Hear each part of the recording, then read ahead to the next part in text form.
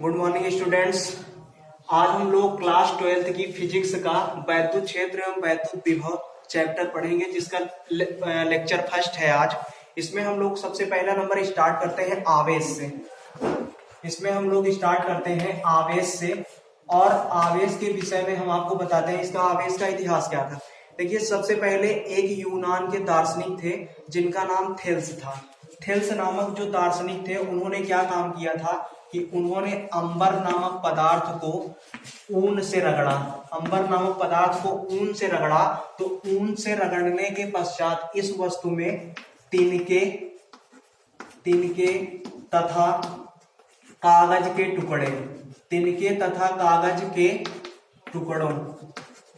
के टुकड़ों को अपनी ओर आकर्षित करने का गुण पाया गया। फिर प्रारंभ में इनके इस विचार को कोई विशेष महत्व नहीं दिया गया। फिर कुछ समय के पश्चात गिलबर्ट नामक वैज्ञानिक आए और गिलबर्ट नामक वैज्ञानिक ने कांच की छड़ को रेशम से रगड़ा। तब उन्होंने देखा कि कांच की छड़ को रेशम से रगड़ने के पश्चात इसमें भी छोटी छोटी वस्तुओं को तिनके तथा कागज के टुकड़ों को अपनी ओर आकर्षित करने का गुण पाया जाता था। फिर उसके पश्चात उन्होंने क्या काम किया कि आबनूस की छड़ को बिल्ली की खाल से रगड़ा। तो जब आबनूस की छड़ को बिल्ली की खाल से रगड़ा तो आबनूस की छड़ में भी छोटी छोटी वस्तुओं मतलब तिनके तथा कागज के टुकड़ों को अपनी ओर आकर्षित करने का गुण पाया जाता था। तो जिन वस्तुओं में इस टाइप का गुण पाया जाता था कि ये कागज के टुकड़े तथा तिनकों को अपनी ओर आकर्षित करने का गुण जब पाया जाने लगा, तब इन्हीं वस्तुओं को कहा गया विद्युतमय वस्तु। तब इन वस्तुओं को विद्युतमय वस्तु कहा गया। अब इन्हीं विद्युतमय वस्तुएं जो थी, ये जिस गुण के कारण इनको वैद्युतमय कहा गया, उस गुण को नाम दिया गया विद्युत नाम दिया गया। और इन्हीं वैद्युतमय वस्तुओं का दूसरा नाम रखा गया आवेशित वस्तु। इसी वैद्युतमय वस्तुओं का नाम रखा गया आवेशित वस्तु।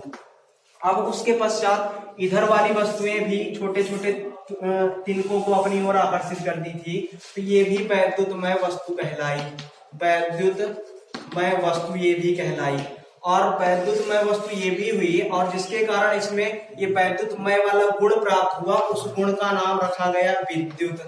और इस विद्युतमय वस्तु का दूसरा नाम रखा गया आवेशित वस्तु। इस वैद्युतमय वस्तु का दूसरा नाम रखा गया आवेशित वस्तु। अब आवेशित वस्तु जो थी, ये दो टाइप की होती थी। पहला टाइप इसमें था धन आवेशित वस्तु,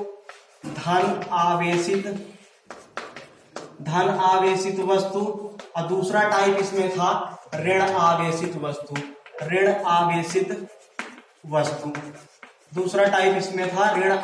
वस्तु।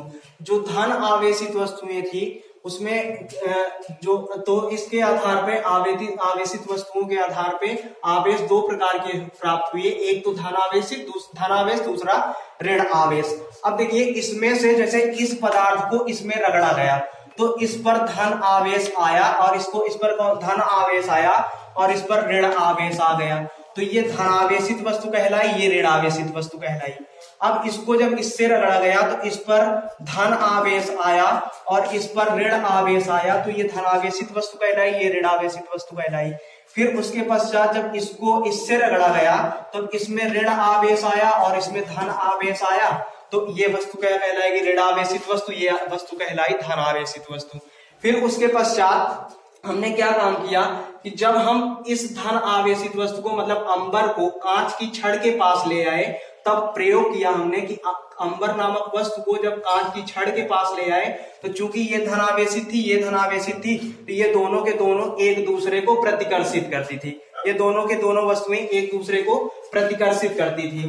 तो जब ये दोनों वस्तुएं एक दूसरे को प्रतिकर्षित करती थी, तो हमने कहा कि सजातीय वस्तुएं, सजातीय वस्तु जो होती है या सजातीय आवेश क्या करते हैं, एक दूसरे को प्रतिकर्षित करते हैं। सजातीय आवेश एक दूसरे को प्रतिकर्षित करते हैं। इसके पश्चात हमने क्या काम किया कि कांच की छड़ को आबनूस की छड़ के पास लाया, तो हमने देखा कि दोनों वस्तुएं एक दूसरे को अपनी ओर खींचती हैं। तो इसका मतलब जो विजातीय आवेश जो थे ये एक दूसरे को क्या करते थे, ये एक दूसरे को आकर्षित किए।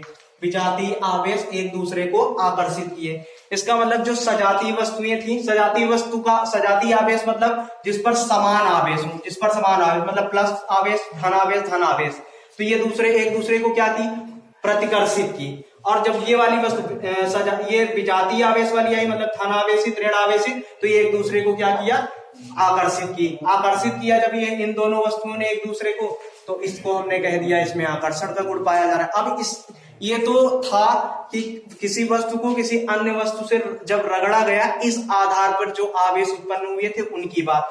अब इसके बाद हम लोग देखेंगे कि इलेक्ट्रॉन सिद्धांत के आधार पे जो वस्तुएं थी, जो आवेश था, वो कैसे होता था। इलेक्ट्रॉन सिद्धांत के आधार पे जो वस्तु थी वो किस टाइप से होती थी। तो इलेक्ट्रॉन सिद्धांत के आधार पर इलेक्ट्रॉन सिद्धांत के आधार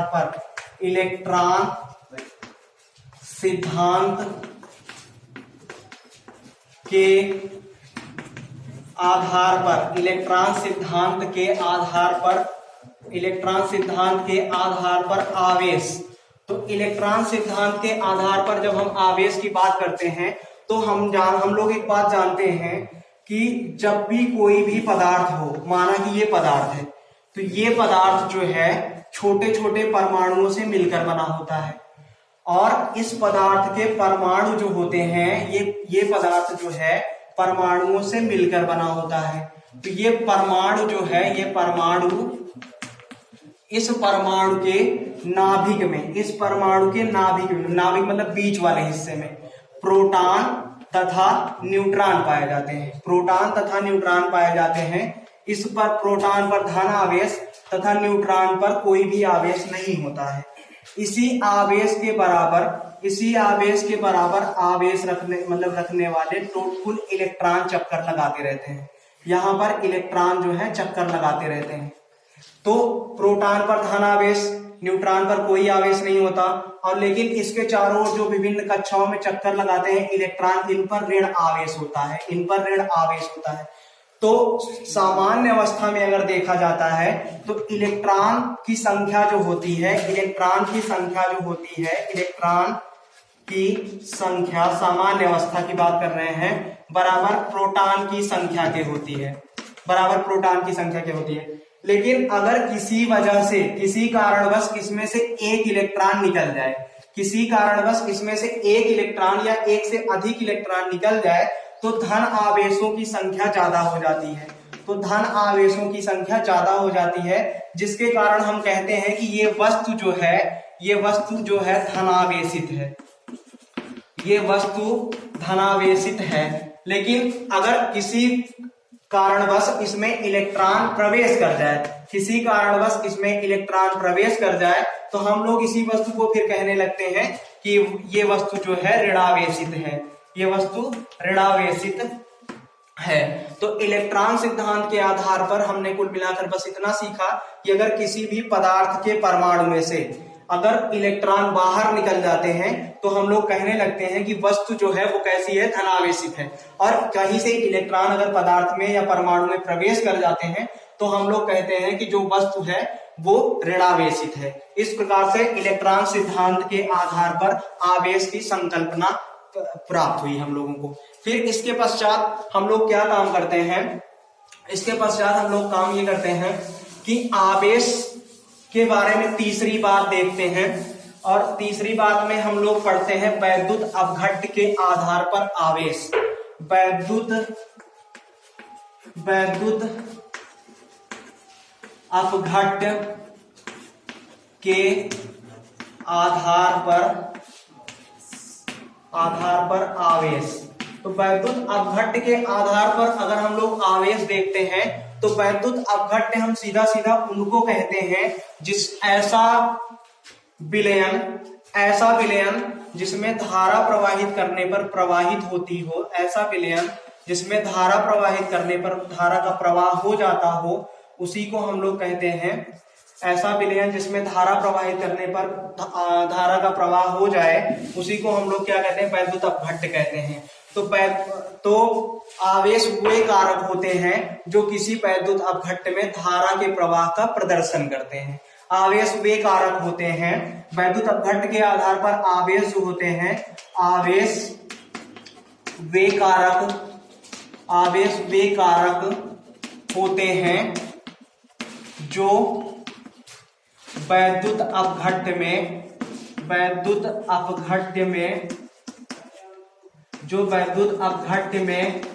धारा के प्रवाह का प्रदर्शन करते हैं, धारा के प्रवाह का प्रदर्शन करते हैं,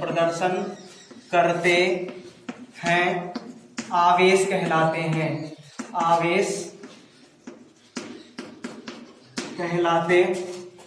हैं। आवेश दो प्रकार के होते हैं, आवेश दो प्रकार के होते हैं। नंबर एक धन आवेश,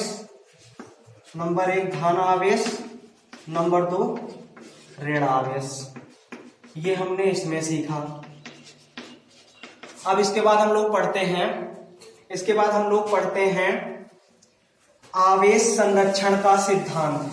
इसके बाद हम लोग पढ़ते हैं आवेश संरक्षण का सिद्धांत। आवेश संरक्षण का सिद्धांत, आवेश संरक्षण का सिद्धांत। देखिए आवेश संरक्षण का सिद्धांत में हम लोग पढ़ते हैं आवेश संरक्षण का सिद्धांत। आवेश संरक्षण के सिद्धांत में जैसे अगर मान लो हमारे पास एक वस्तु है, अगर मान लो हमारे पास कोई वस्तु है जिसके भीतर एक परमाणु है, इस परमाणु के यहाँ इसमें नाभिक में प्रोटॉन है और न्यूट्रॉन है और इसके चारों ओर इलेक्ट्रॉन चक्कर लगा रहे हैं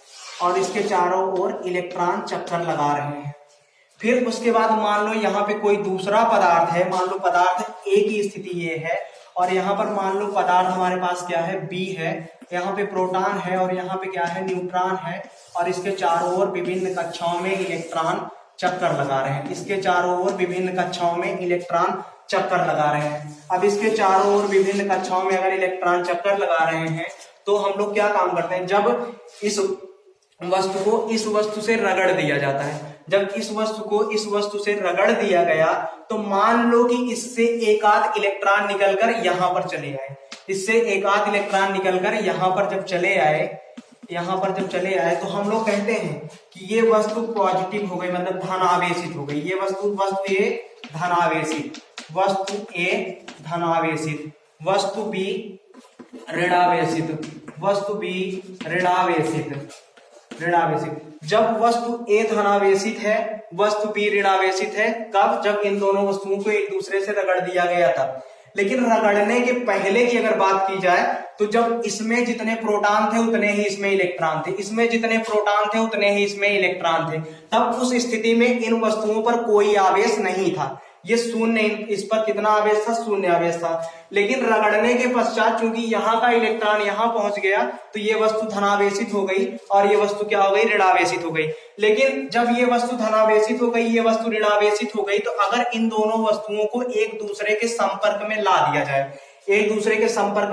जाए, तो इस पर जितना धनावेश आया था और इस पर जितना ऋणावेश आया था सब आपस में शून्य हो जाता है। तब उस टाइम पर एक बार स्पर्श कराने के पश्चात इनके आवेश एक दूसरे जो आवेश होते हैं वो पूरे के पूरे समाप्त हो जाते हैं। तब उसी को कहते हैं आवेश संरक्षण का सिद्धांत। कहने का मतलब ये है कि आवेश को ना उत्पन्न किया जा सकता है और ना ही नष्ट किया जा सकता है।